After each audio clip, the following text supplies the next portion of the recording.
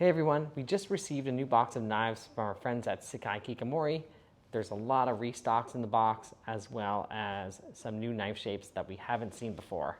So let's get right into it. We received a restock on a couple of shapes from the NAB series. We got the 135mm petty and the 180mm Santoku back in stock.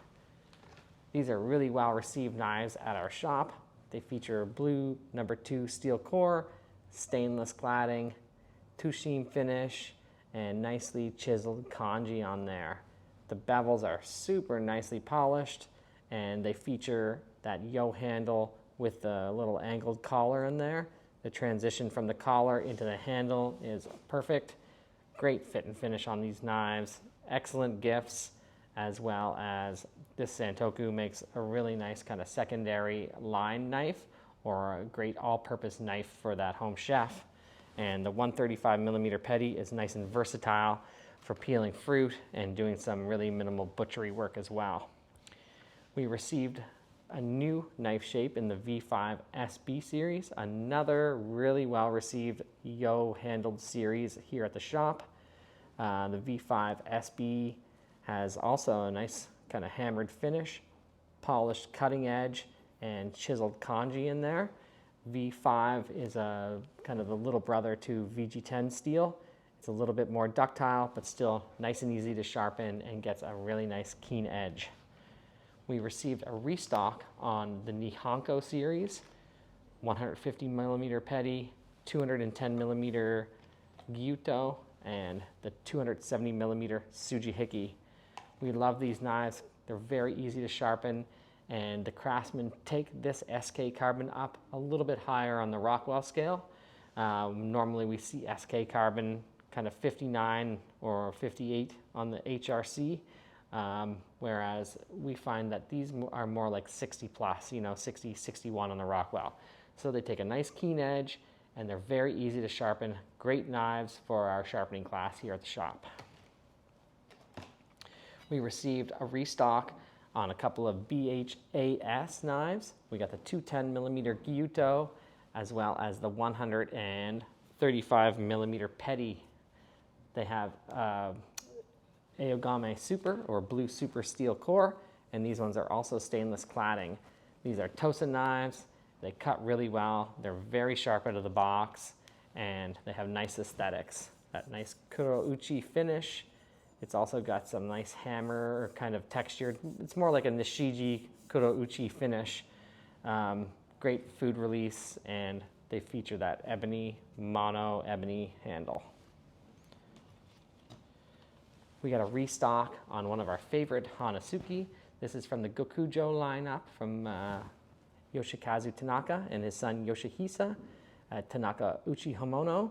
This is a collaboration with Sakai Kikumori. Beautiful 150mm butchery knife here. A little bit, not quite as thick as some other honesuki. This feels like a race car. It's a beautifully polished knife. Great bevel on this, just an immaculate knife for butchering chickens. That's what they're meant for, but you can also do some other butchery jobs with this. We got a white #2 cutting edge, Nimai construction, traditional single bevel knife, and that traditional kind of magnolia handle with a buffalo horn collar. And we sent out a tuna knife earlier this week to a customer online, and yesterday we were blessed with another tuna knife, walked right back into the door. So collaboration between Satoshi Nakagawa-san and Sakai Kikumori. This is a white #3 Maguro Bucho or tuna knife, Nimai construction, traditional single bevel butchery knife from Japan. We got that magnolia handle and white buffalo horn collar fixed on this one as well, and just excellent polish all along the bevel. Sweet knife. The 600mm was just absolutely perfect, and so is this one. Very nice knives from Nakagawa-san and Sakai Kikumori. And last but definitely not least, we received a restock on some of the Minimo knives, and as far as I know, These are some of the very last Minimo knives that will be going out of the Kikumori workshop. As some of you may know, this is a mystery blacksmith, but top-notch stuff coming out of Sakai Kikumori. These are highly sought-after knives, and these are in very limited quantities. We only have a couple of copies each of these knives. We received a 180 millimeter K-tip Santoku. Kind of looks like a bunka to some people, but Sakai Kikumori likes to call them the Kiritsuke tipped Santoku, so we will respect that and label them as such on the website. These have an ATS 34 steel core and a Damascus cladding. These are fully stainless knives, and they are beautiful. I'm using one of the petties at home right now, and they just cut so nicely. I found that this latest batch has a little bit more of a substantial improved grind, nicely convexed in there, nice steel exposed. These are insane knives, and they will not last. We got the Nakiri, the K-tip Santoku. We received a couple copies only of the 210 millimeter Gyuto. They all feature that ebony handle with a white buffalo horn collar, and there's lots of nice little features in the collar as well. And the newest one, we received 4 copies of this. I don't think they're going to last very long. It's a 225 millimeter K-tip Gyuto.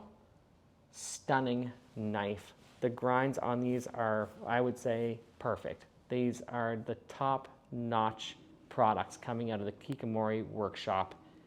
Check them out online. They're not going to last.